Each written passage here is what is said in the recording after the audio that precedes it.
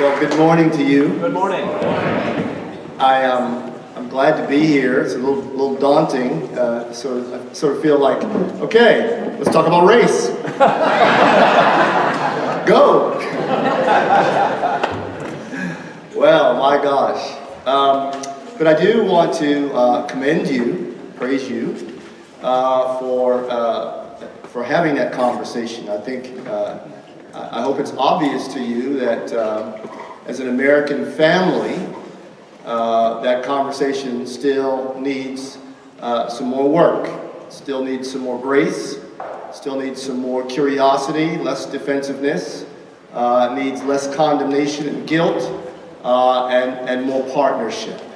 And so I feel like it's a very important conversation to be having.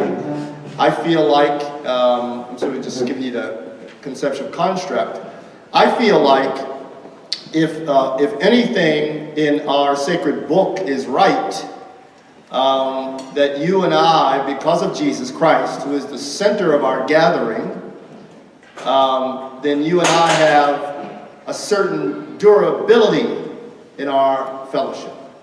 You and I have, at least that's what the rapper says, that you and I have a certain elasticity in our fellowship, which allows us to be less brittle than other segments of the population as we have important conversations. And so that's sort of my construct. I could go lots of places, but I really want to hear more from you. I think what I also want to say is that I very often decline invitations to come and talk about race. I found that when I was a rector of a parish, and now as the bishop, I get lots of invitations to preach in mid-January.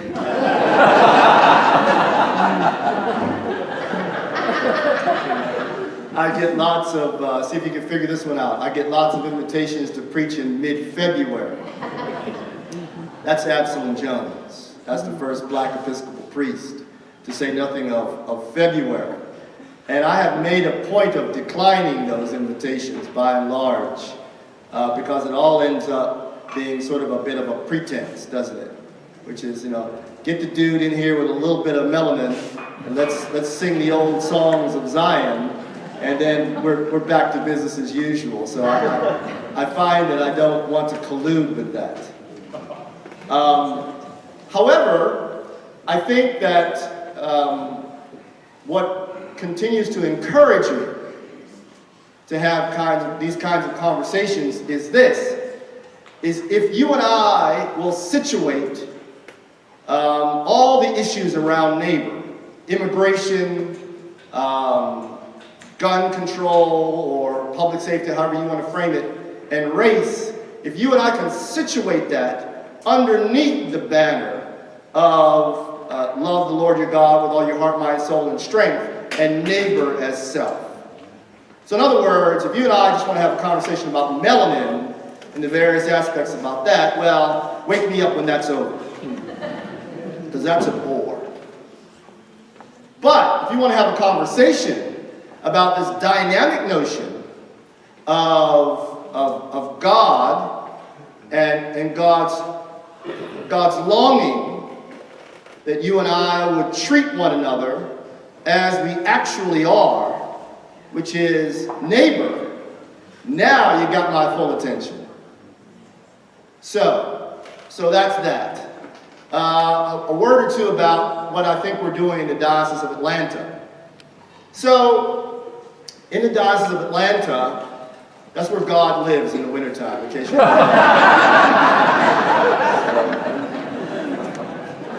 almost. So in Atlanta, we have this problem. We have Martin and Coretta earthly remains sleeping there, within spitting distance of my office. And so we began to think about, what does the lawyer ask Jesus? The lawyer says, who is my neighbor? And then we use that sort of as a North Star to begin to think about having conversations and to begin to decide what is our work. How do we stand on the shoulders of the work that has already been done? How do we add yet one more chapter to what I think is really important work? That's the work of beloved community, which Dr. King and others, many, many others, gave their life for. So that you and I, right now, I mean, I don't know. I know Dr. King has come here, but I don't know what the date was on the year of my birth, 1964, year of my conception, the summer of love. I don't know if you and I could have been family in this way. I don't know if you and I could have been family in this way. So we are the direct recipients of people's work, black and white alike, to bring a day where you and I could be here and acknowledge the fact that we are family under God. So we decided to change the name of our work in the Diocese of Atlanta from anti-racism to beloved community dismantling racism. Because we feel it's really important to be for something. I watch the news. Y'all watch the news? Yeah. No. One sister said no. You're probably smarter than I am, that's for sure. So because I'm the Bishop of Middle and North Georgia, I have to listen to Rush and Rachel. Now you're groaning, but someone on the other side is groaning as well. Because I think it's important to understand all the talking points. Right? So we're for beloved community, first and foremost. And so to try to figure that out, try to action all of that out. And so I hired a woman who is really the living, breathing embodiment of this good work. And her real offering is that she has been able to facilitate conversations, listen now, where we circumvent shame, guilt, and condemnation. I don't know if you get how important and add value that is.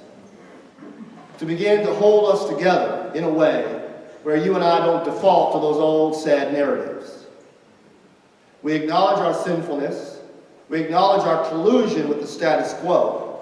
And at the same time, we have a conversation about our human commonality. So far, there's 109 dioceses in the Episcopal Church. So far, we've had about 70 of them in the Diocese of Atlanta to have this conversation. We've got the only curriculum written for 6th to 12th graders around being beloved community. We're getting the conversation into hands of young people earlier. And not only sort of one way, but also having them beta test that and then refine and tweak that for us so that we know that we have something that actually connects to the lives of young people. And so the center is the Absalom Jones Center for Racial Reconciliation and Healing. Just this last year, without even asking for money, we got a big grant from Trinity Wall Street and a big grant from the presiding bishop to do this work. And so far, I'm pleased to say that it's going very well. And it's going very well because people are having conversations. And that really is it. So much of what you and I think about race, it stays below the surface. Because we haven't found safe spaces to begin to confess our ignorance or our collusion or just our curiosity. And so again, we go back. The elasticity and the durability that we get with Christian fellowship is supposed to provide for that. And so, anybody here married? So I was talking to some friends last night and I was trying to liken, so what's the difficulty of really smart people just getting in a room and trying to work this out? Well, I'll tell you. If you're married, and of course all of you have wonderful, beautiful, wholesome, lovely examples of Christian love in your homes, of course. But for the rest of us sinners, oftentimes families are made up of sort of locked-in dance steps. When she says this, you do this. When he does this, you do this, and round we go.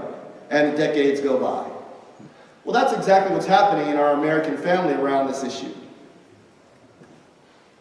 Right? Somebody gets killed, we have outrage, thoughts and prayers, on to the next one. Right? And so we do that all over again, right? So shall we support our police? Shall we support those people? I mean, in a park not far from here, right? Right. So I think that having these conversations is absolutely essential. I think having these conversations without guilt or defaulting to self-flagellation is very helpful. Some people think in having these conversations that what is desired is for white people to feel guilty. Wrong. That goes nowhere. That produces no life. That's its own brand of narcissism. What is more helpful is the acknowledgement, right? And then figuring out ways that move forward, that free us. And this is Dr. King's real genius. That free certain people to get certain people out from under that guilt, shame, and obligation, and other people out of this conversation of constant victimhood, where both of us, both sides of the group, move in to a new depth of humanity, right, and the community experiences well-being. Now, I know what you're saying. That sounds lovely. Thank you for your contribution. But I think the way forward really is for individuals, you and I, to challenge the narratives we presently hold and increase our own personal capacity to have those conversations. I think that's the only way forward. You know, we can't look to Washington in this iteration, and we couldn't look to Washington in the previous iteration. Let's be fair. Right? So the answer is actually not, the Calvary is actually not on the way. Right? God's Calvary is sitting right here. Right?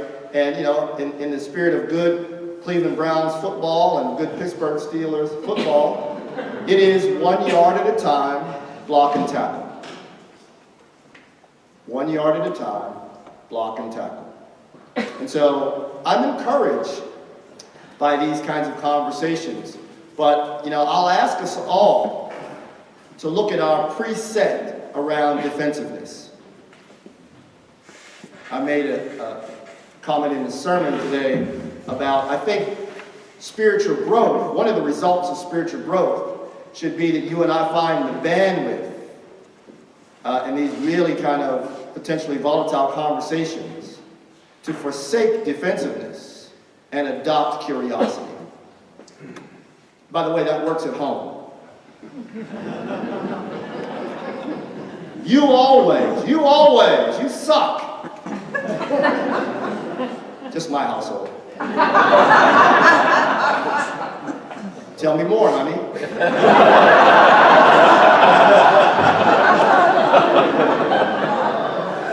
I'm working on that one. Y'all pray for me. No, but I mean, a little levity, but I hope you get the point. The point is nevertheless, and it's not my point, it's a paradigm I bring forward. That is the work. I find that so many of us sort of clutch our pearls when a black person says X or a white person says X. Well, grow up. There are multiple interpretations of reality. And if I don't live as you live, I won't understand with any great depth your perception. But what is true is that there are multiple interpretations of reality.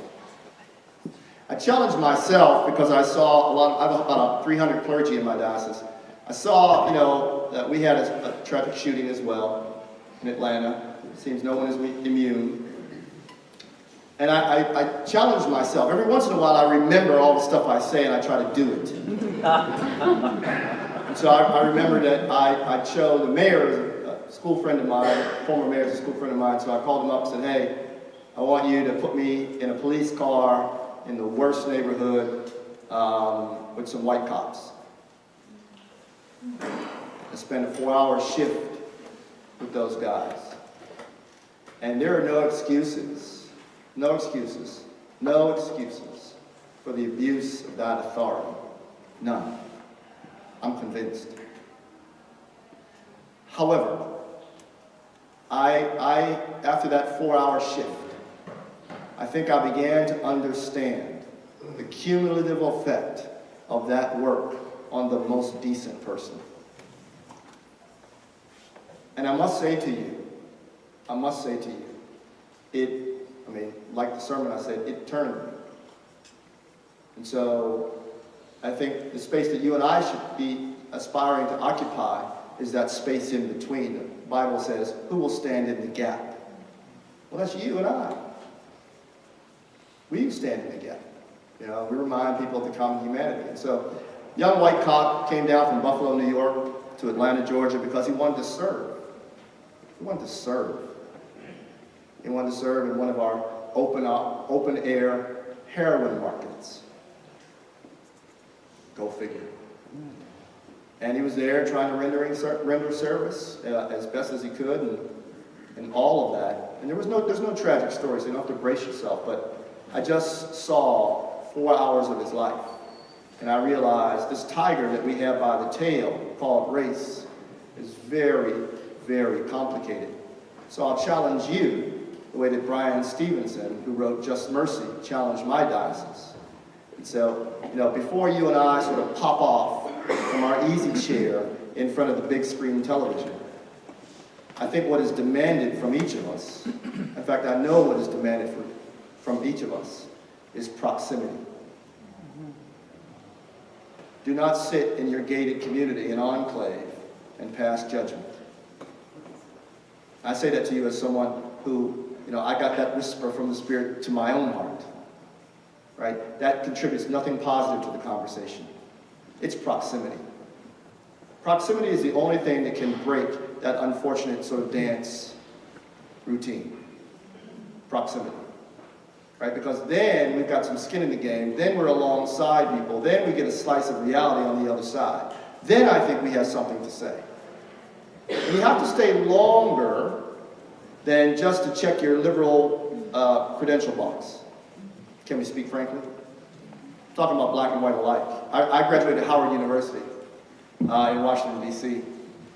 And I went to serve in one of the tragic neighborhoods, poor neighborhoods, cycles of poverty, all the indicators, which is sort of a stone's throw from the White House. And I remember, in D.C., light skin, dark skin means something. And I remember being there, and I remember the dark skinned residents there saying, well, once you get your sort of upper middle class black card checked, I guess you'll be on.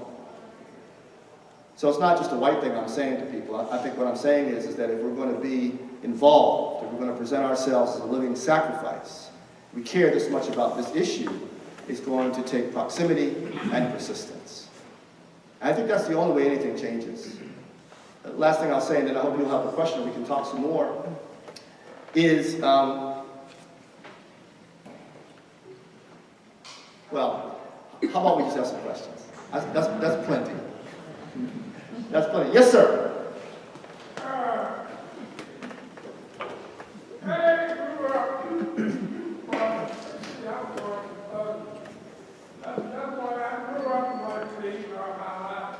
Yes, sir.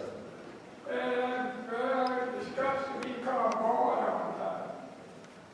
I don't know, just being called boy and the N-word. I'm confused all my life since I was that person. I know these guys call me boy, because let me do that. My teacher called me boy. Sometimes my white friends call me N-word, because they say the N-word with the fingers on the nose. Good Lord. Really hurt me, but I just let it blow. But what's the difference between a boy or the N-word? Could you explain that? No, sir. I think that I think that both of those words are a dignity violation, right? And I think that both of those words point to our American family history. I think that that's one of the things we've got to do. We've got to develop our bandwidth to acknowledge our story. I think the data is clear. I mean, what's that old thing about you're entitled to your opinion, but not a separate set of facts. Mm-hmm. Amen. I hope it's not news to anybody here, but the data's in. It's really clear by some of our brightest minds, black and white alike. And that is the American slave trade drove America's industrial revolution. All the receipts from that. It just is. Our country began a great chapter of its greatness on the backs of stolen personhood and stolen labor. And whether we struggle or not to embrace that, it is nevertheless true. And whether we want to feel better about ourselves because we say, but I've worked for mine, okay, no argument for me. But the truth of the matter is that the tailwind that many white folks enjoyed was because of stolen personhood and 400 years of stolen labor. And think about that. There's some business people in the room. Think about that. If you had to account for that on your books, what number would you give that? Good Lord. And what's terrible, and I'll speak up for the South since I'm here, is what's kind of terrible about that, and Ohio, you may be exempt to an extent, but the South sort of lives with a lot of the residue or the shadow of all of that. But a lot of those dollars, arguably a very many of those dollars came north in undergirded industry and business advancement. So, what I'm trying to say is that is our American story. And so what we've got to try to do is figure out ways to surface that, have that conversation, and begin to process that. Realize that some of that stuff, again, anybody here part of the family? Anybody here have Thanksgiving? It really is the same, right? So aren't there stories that you don't want to tell or have tell when the family gets together? Because it's going to elicit a particular kind of, well, it might mess up things before the coffee and the dessert get there, right? So that's what it is. And so I think that what we need is more people being able to occupy that story, those stories with all of its tragic chapters, with grace. We are starting to see Hollywood embrace this and begin to help tell the story in ways that we can process it. See, here's the problem that you and I are experiencing. We tried to keep this thing locked in a box for a couple of hundred years. And it just won't stay in the box. And so some people would say, well, aren't we done talking about this? Shouldn't we just move on? Well, here's the problem. We never did talk about it. On that mystical, magical day when the Emancipation Proclamation was read, we were free from chattel slavery for about 5 minutes. But then, enslaved by poverty and illiteracy. Thank you very much. Right? And then, of course, we morphed. We developed a new business system, which became Jim Crow, and you know the story. So we actually haven't had a fulsome conversation about it ever, because it's too raw. It's that conversation at the dinner table. And so my great hope is that people who have Jesus Christ as the center of their community, of their life, of their own core spirituality, can begin intentionally to investigate where they are on those matters, to do some reading, to do some shared conversation, to take proximity up with groups that they strain to understand or perhaps struggle to love, and for us to be a work in progress. Again, this is why I think Lent is so crucial. Because Lent invites us into a season of focus, where we can begin to focus. So it's not just our own thing, but, where in my community do I see gaps? I end up, because of my role, I end up being the only dude in lots of rooms. It's tragic. It's tragic. And then I think about it, again, I love the business people, right? Because you guys get it. So what's the downside of that? Well, diversity, whatever the hell that means. Here's what you're missing out on. You're missing out on someone who could bring resources, resilience, new kinds of problem solving to the equation. Business is starting to figure this out, not for the same moral reasons as you and I might be having this conversation, but business is starting to figure this out. Because business needs, increasingly new ways to solve problems given the velocity and complexity of life. And so they are deciding now to look to non-traditional communities for help in problem solving, right? They have that bottom line imperative. Our imperative is very different. Our imperative is, you are my brother. You are my sister. Any way you cut it, I'm yours, you're mine. So I think this has to be at the core of who we are. So we have to develop our personal capacity. We investigate who we are, what we think, what we've been taught. We lay claim to it, right? And then we offer it up to the Lord. I think that's where we have to get to. What's funny about all of this is God already knows our hearts, right? So I think, you and I need to realize and be assured that there's no condemnation in Christ. We are what we are. We have the narrative we have. And that can be offered. That can be offered. So, yes, sir. Yes, ma'am. So I'll try to make the answer shorter. keep going. So, I heard a great analogy one time, which is this tail tailwind that you talked about can be really tangibly represented in a game that we all know, which is Monopoly, right? And what is it if you enter a game of Monopoly 4 hours late? You got nothing. You hope you go to jail so that you don't have to pay anybody else for all the hotels they've managed to build. Yes. So, and this game of Monopoly is also in some ways, you know, it's so fun for all of us. We sort of think about it as a kind of American dream game, right? So my question really is, how do you think the American dream is going to change? How will it change? How must it change? Well, it has changed. It has changed a lot. You know, my mind runs a lot of places to that story, in that question. I think the first thing my mind runs to is, you know, I think a very palpable force is in the room in a lot of places. We see this in gerrymandering and other things in our political spheres.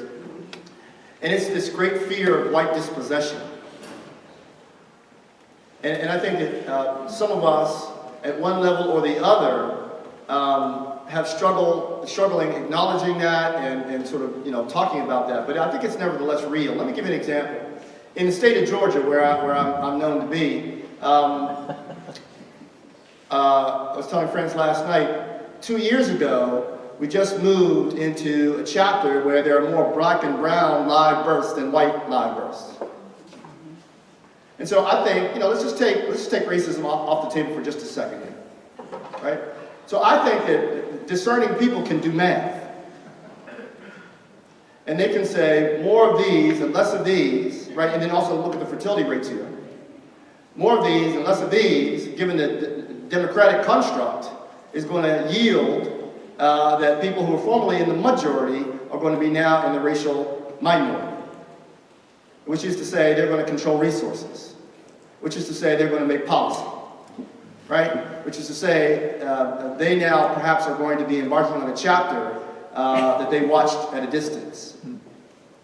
So I think that is a very real thing in terms of monopoly. And I think that our political sort of gerrymandering and et cetera are trying to compensate for that. I mean, also, again, I'm sure Ohio is altogether wonderful. But in the state of Georgia, you know, we look at we look at all this sort of voter things, poll hours not being published, things being, look, the Secretary of State in the state of Georgia is a member of the Episcopal Church.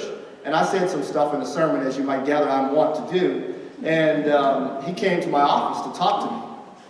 He said, well, why is it that you're saying that there's voter fraud? And why, I mean, not voter fraud, but why are you saying that the polls are being blocked for people and we're doing sort of paying where's the nut under the shell with voter registration? And he gave me quite a thorough chewing out, but with a smile. And in the South, at the end of that, we say, bless your heart. So it was all over. Only to find that the news story broke about 2 months later, and then he was the first one to write me a note about that, acknowledging that is actually happening. So there is a grand monopoly game. And I think that, you know, what's tragic about that is it's just sort of one tribes competing against each other. I think this is why, you know, this notion of American citizenry is so crucial. Not an exclusionary vision of American citizenry, but I think that you and I understanding that we're going to have to take up our stake in that. And we're going to have to sort of try to figure out ways in which we can all flourish. I just don't see that enough. I see people playing to things called the base. Again, I was heard a wonderful point last night from your own bishop. We're saying, you know, we used to talk about constituents. Now we're talking about our base. I think that is an indicator of this monopoly game. You know, I know the brother from Tesla is trying to get us all to Mars. You know, I think that it's going to take some heavy lifting. And you know what also encourages me is this. If we learn anything from civil rights, Martin Luther King aside, we learn anything from civil rights, it was men and women who put their skin in the game who changed it. Names that I would call, perhaps you wouldn't even know. A woman by the name of Ella Baker, who was the person who was able to love and mobilize black and white bodies to do the freedom rides, the counter-sits, etc., which are yielding the fellowship that you and I right now are enjoying. I mean, I still do believe, and don't think me too naive, I still do believe men and women using their spheres of influence to make sometimes glacial progress is the best we got. You know, let me just say this too. You know, I'm looking for the white subversives. You know, y'all see me coming. You know, I was telling some friends last night, you know, there's the big mouth biracial dude. Can't wait for him to get back on the airplane, right? but you know, I do believe it's the stakeholders in the status quo who, as the psalmist says, learn a new song, who will contribute mightily to the next chapter. That's always been the model. This present stakeholders whose hearts get turned changes everything. Yes, ma'am? I have a hand of God story. I feel so fortunate, and I'm going to tell you why. I graduated from college with the most expensive education money could buy, but the only job I could get, this was in the early 70s, was a secretary, but it was at Harvard Law School. And I worked for the Civil Rights, Civil Liberties Law Review, so we had an office with a lot of diversity, and I feel so fortunate to have made friends with African Americans. And I went to lunch with a young man who had become my friend from work, and we were in Cambridge, Massachusetts, they don't exist anymore, in this wonderful kind of divey restaurant. And a young white, probably student woman, young woman came in and came over to take our order.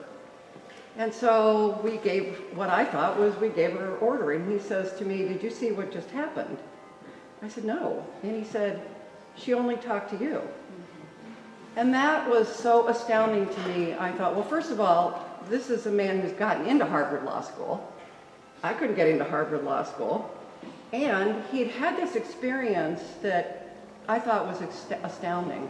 And that's why I say it was the hand of God. I would have never known the kind of experience. And he was so ashamed. You know, it wasn't really a date that he felt like he had to pay or anything like that. We were just friends. But she wouldn't even look him in the eye. So I just feel so fortunate that I get it. Happens all the time. Happens to me all the time. That's I'm horrible. telling you. Happens to me all the time. I'll be standing with a white colleague who I often outrank by a bit. Yeah. And people will go directly and address the white gentleman or white lady, so on and so forth. And I will be, you know, sort of off to the side. It happens all the time. And so I think you're really fortunate in that you can acknowledge. And some people say, well, you know, what are you saying? You know, that's a microaggression. Well, it's experienced as a microaggression, but what it is it's exhibit A of the bias we walk around with. The unexamined bias. Again, let me make my pitch for Lent. The unexamined bias. Right? So I think that, you know, I want to be gracious to people. So I've sort of learned to sort of not zap that guy or that girl. Right? But if I get a chance to be in a conversation with them, begin to sort of, you know, and increase over, you know, lots of practice to sort of guide that person into reflecting on that moment. I mean, you and I are products of our culture. It's in the air in our American family. Right? So you are a great ambassador, evangelist now, having had that experience. Well, he gave me wonderful advice. I was just astounded, and I said, what can I do? Yeah. And he said, when you come across, when you're in passing, when you pass by an African American, try to catch his or her eye and smile. And I have done that from that day forward, and it's amazing what a difference when you smile or speak to an African American and his or her face lights up.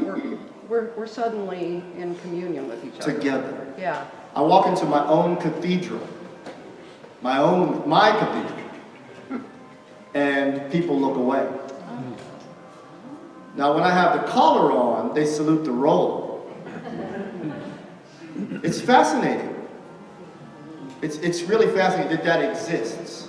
And so I think for those of us on the receiving side of that slight, I think, you know, what you and I can do is that sort of, you know, we can allow that to drive us into a place of despair and discouragement.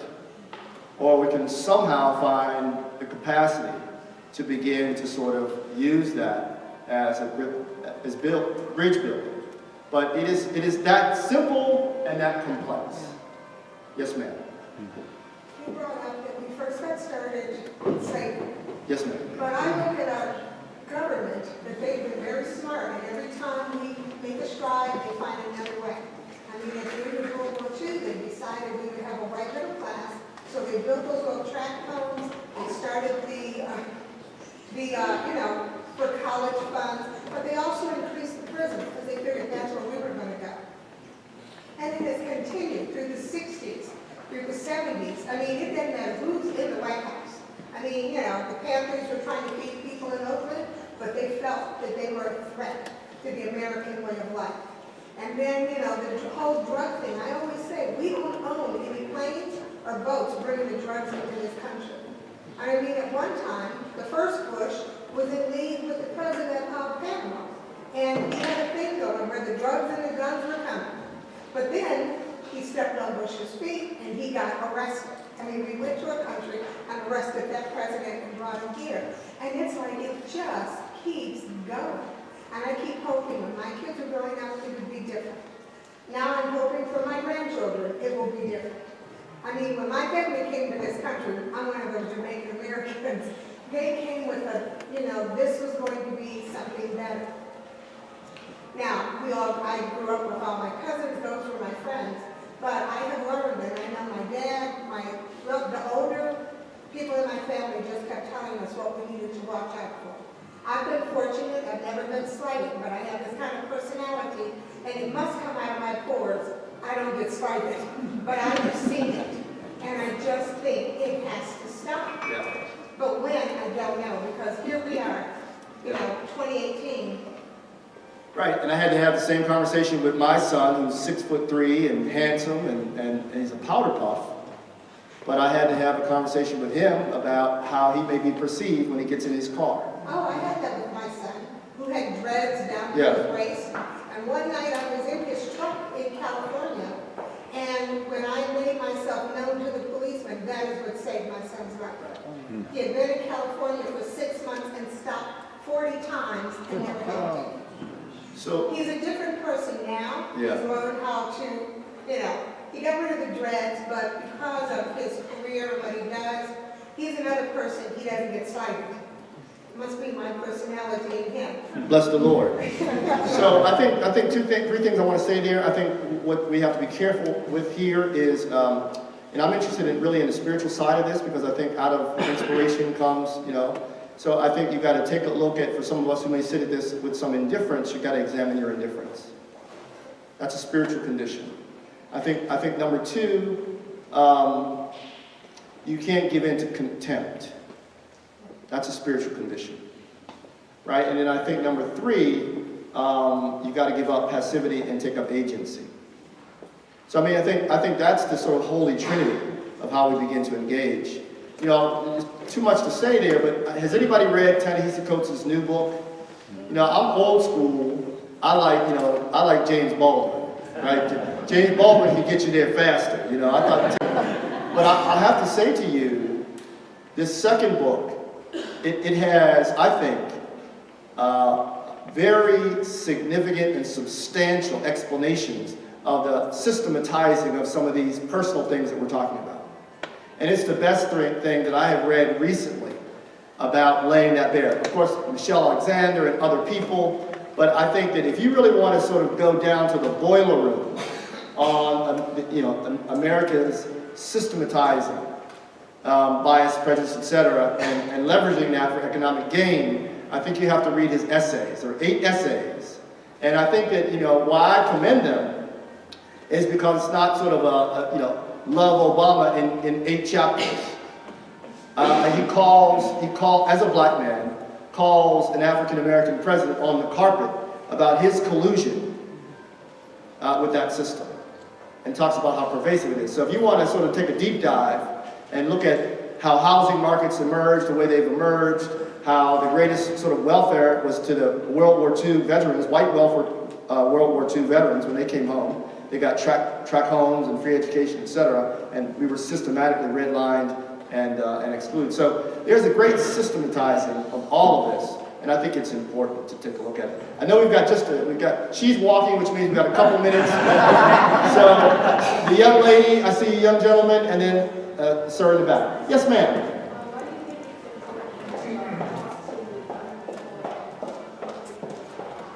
You got to give it to me in your outside voice. Why do you think it's important to talk to people of all ages, people who have grown up in a certain mindset, Yeah. and kind of transiting Yes, she said, why do you think it's important to talk to intergenerational, just paraphrasing, intergenerational groups, all kinds of people? Well, because I think that, it is true, and all the data points to the fact that we live in bubbles, right? If I'm not careful and intentional, I'll only talk to, very educated, certain small segment of the population. I think we saw some of that in 2016. We realized how sort of bubbled we are, whatever your particular bubble is. And so I think that, just like the news right now, I think that we only end up getting amens to already half-witted conclusions. So I think that the best spirit of dialogue and engagement is where I'm actually confronted with a different viewpoint in a respectful fashion. I live, like I said, I have 5 kids, and a couple of them still live at my house. And, on the times I can set my father hat down and ask them what it's like to be them out in the world, in school, private schools, doing whatever, I'm amazed at some of the things I learned. I realize my age. I'm still talking about Bull Connor, and Dr. King, and they're like, who? Not literally, but kind of. And so the thing that we're sort of talking about is morphing at present. The taproot is the same, but the blossoms are different. And so it's important, if you and I are going to have a great understanding, to talk to lots of different kinds of people. Plus, we're going soon. And what we want for you is to be equipped with that knowledge and understanding so you can take it the next chapter. Thurgood Marshall sat in an Episcopal church as a boy. And look what he yielded for us. So it's important. He was equipped by people like Charles Hamilton Houston and others, seniors, elders. He was engaged and equipped, and then he yielded a better America for us. Yes, sir. So I've had the pleasure of being out of the country the last few years and kind of being on the outside looking in. And I guess one of the things I've been looking more towards is the problem solving that comes to this. Things like I think making communities more diverse is one of the best steps to getting somewhere. And to do that, I feel like giving more opportunities in things like housing and education is one of the best steps to do that. And I'm just kind of curious on your thoughts on how to solve these problems. Yeah, well, boy, I tell you, if I had that, I'd be on a real big book tour right now. But I think, and not to sort of continue to go over it, I still think it's really an individual agency. I think you cannot Facebook-like your way into a new reality. I think that, your generation, frankly, and us continually are going to have to figure out, how to focus. And if we really, really care about this, then that means we're going to focus, right? And if we're going to focus, that means we're going to take up agency and action. We're going to do outrageous things like Bob Moses did in civil rights, who had an Ivy League brain, but took it to the Delta of Mississippi to teach those kids math. This is why our faith is so important, because it wants to thrust us into a new way of being, right? And so the principle in the incarnation, that is Jesus coming among us, is the very best heaven-negated community coming down to nowhere Nazareth. I think that's still the paradigm, right? So individually, are we prepared to do that? I can tell you that that's very difficult. All the priests, not all, but most of the young seminarians and young priests in my diocese want to serve the Lord in metropolitan Atlanta for $100,000. That's not a slight, but that's the tension. You see, that's the tension. And yet we are inheritors of people, we venerate people who did just the opposite. Dr. King's preaching in Washington National Cathedral. On one day, he's with sanitation workers. The next day, a Nobel Peace Prize recipient. So I think that's the paradigm, is that where will you apply your heart and intentions? I think that's the first step. Yes, sir. Last one. All right. I think we got to go to church here in a Gentleman, I minute. believe his name is Albert Hill. His question is, these lessons have been taught through church and family for decades. Yes, sir. How do we increase absorption? Yeah, that's the great question. See, of course, in the world, there are two kinds of problems. Technical, which is we need a new paint color. We know we already have the knowledge, we can figure out how to do that. You know, business will help us do that. Consultants have that knowledge. The problem is clear, and so is the answer. That's a technical problem. What race is our adaptive problem. That's why I always refer people back to marriages. No easy fix. Isn't that true? No, not your marriage, right? Just my marriage.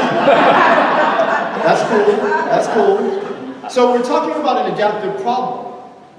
We're talking about the shift of norms, worldviews, and values. And what we know is that that's not microwave popcorn. So I think that even though church gets a bad rap, I think it's the one intergenerational place that we have, an opportunity we have to try to really to try to get this absorption. But we have to also be able to admit, and that's why I think the church still is a great opportunity, we have to admit, I think it goes to confession, the ways in which we frustrate grace.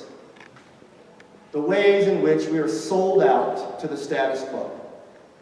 And as long as those sad stories don't end up on my address, then they're not deserving of my full attention. I'm talking black and white alike. So I think that's where it is. There's an adaptive challenge that this nation has. It's had a tragic past. It doesn't have to be a tragic future. But people are going to have to care enough on in a sustained fashion to begin to move that needle. I think we're seeing some expressions of hopefulness around the place. Again, I'm very encouraged by the business community in a lot of places. But I think the church has got to continue to beat this drum. And again, it doesn't have to just be the drum of race specifically. It is the drum of the irreducibility of neighbor. You know, because someone doesn't have a penis doesn't mean that they deserve less wages. I mean, and so on down the sad story. So I think that's where it is. The absorption is, it can't just be what we do for February or March for Women's Month. It has to be a sustained raising of the floor height about how we understand neighbor. And for that, I think there's no better helpmate than Jesus. Because he just will not relent. That's why we killed him. Thank you for turning the table. Thank you.